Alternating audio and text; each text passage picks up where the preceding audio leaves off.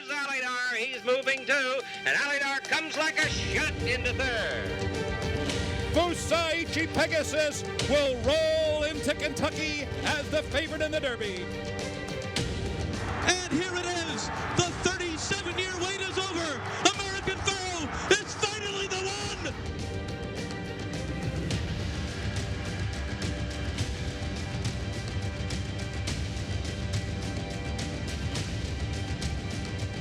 There were some surprising losers, Richie, in the quest for the Triple Crown. Probably none more so than Smarty Jones in 2004.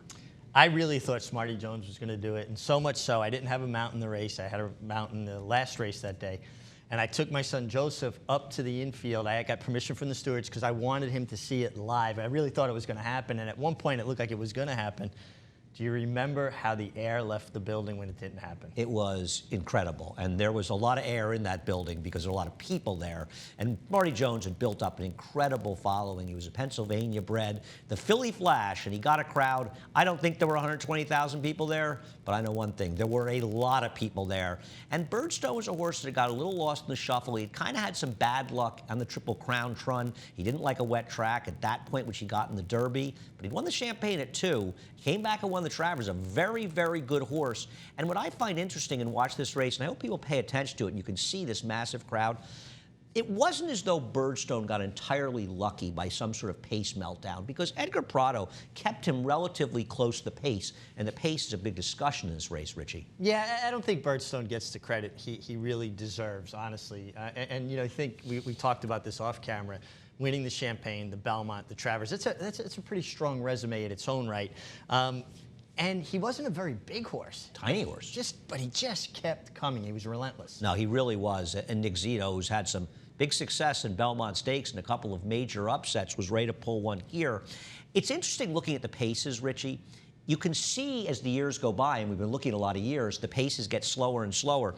You know, I just noticed this race is not dissimilar to American Pharoah's loss in the Travers, and that it was that third quarter, from the half to 3/4, where they really sped the pace up and went a 23 flat quarter, and that might have been Smarty Jones's undoing. Yeah, and I think so. And the way I looked at this race, you know, a lot was made of Eddington going after him here. Listen, you've got to beat everybody, and everybody's going after the favorite, the horse with their target on their back. The path to the winner's circles through them.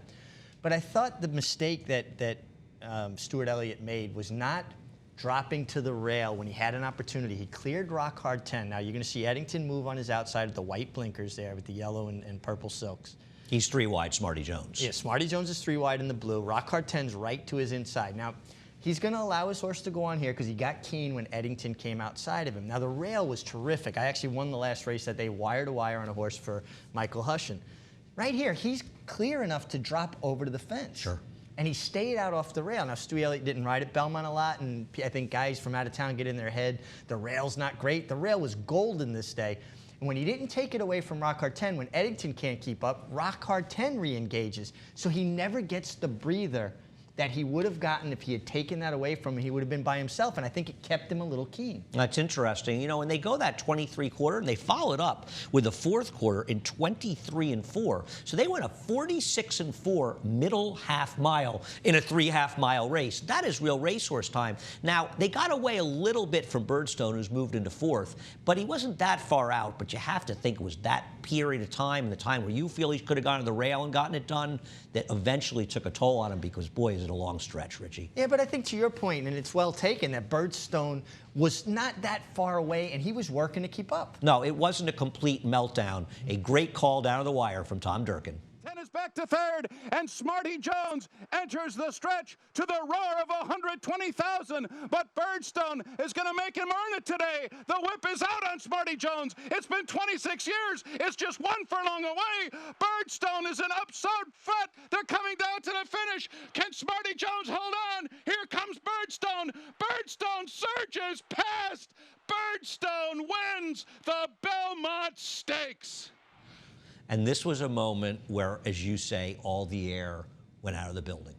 I just remember kind of put my arm around my son and said, well, you know, we'll see one day, although in my heart I was starting to think maybe we won't. It was 26 years since the last one. Now, I don't know if you can remember this, but going to Secretariat as a kid, I remember hearing people talk about it, 25 years, it can't be done again.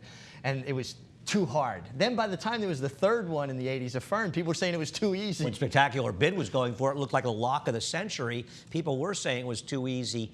I think it's been unlucky that we haven't had more winners. It's been random bad luck, this being one of them. And I actually believe that we'll have 2 in the next 10 years, if not more. I think it's very, very possible, especially these days where a lot of horses skip the Preakness, and it makes it easier for the Derby winner to win the Preakness. And then they really just have to win that one race. Maybe I'll prove to be wrong, because it certainly was a long, long time. And Smarty Jones, 30 cents the dollar, he lost. But he lost to a good horse in Birdstone, Richie. Now, he really did. And you could see, we were talking about this, how his stride just kind of deteriorated that last eighth of a mile.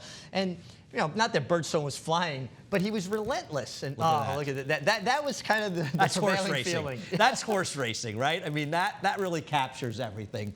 And we've all been there and we've all gone through it, and it's why victories are so sweet, because there's such heartbreak in some of the defeats. But Smarty Jones's defeat in this Belmont Stakes is one I think that many people, Richie, will remember for a long time. Well, and when have you seen Winning Connections apologizing for winning? I mean, you know, Mary Lou Whitney and John Hendrickson were actually apologizing for their horse doing what he went out there to do, and that was win. No, I agree. And there's Nick Zito, so humble in these big wins. And it's so important to win the Belmont Stakes. I mean, every year he tells me he's got a horse. This is my Belmont horse. That's my Belmont horse. I don't think he's won 2 Derbies, and they mean a lot to him, but I don't think anything means more than winning at home in the Belmont. I think a lot of us feel that way from New York. If I was a trainer, that would be the race I'd want more than even the Derby, the Belmont. And Nick wins a couple of Belmonts, and he does both at the expense of being a Triple Crown winner. Now, beating Big Brown, he drowned him, and he was never close. In this race, it's a heartbreaking stretch run, but it was a great moment in racing. And Nick also had the 3rd place finisher. Don't forget that. That's right. Nick had a lot of good 3-year-olds at that point, and he has over many years as well.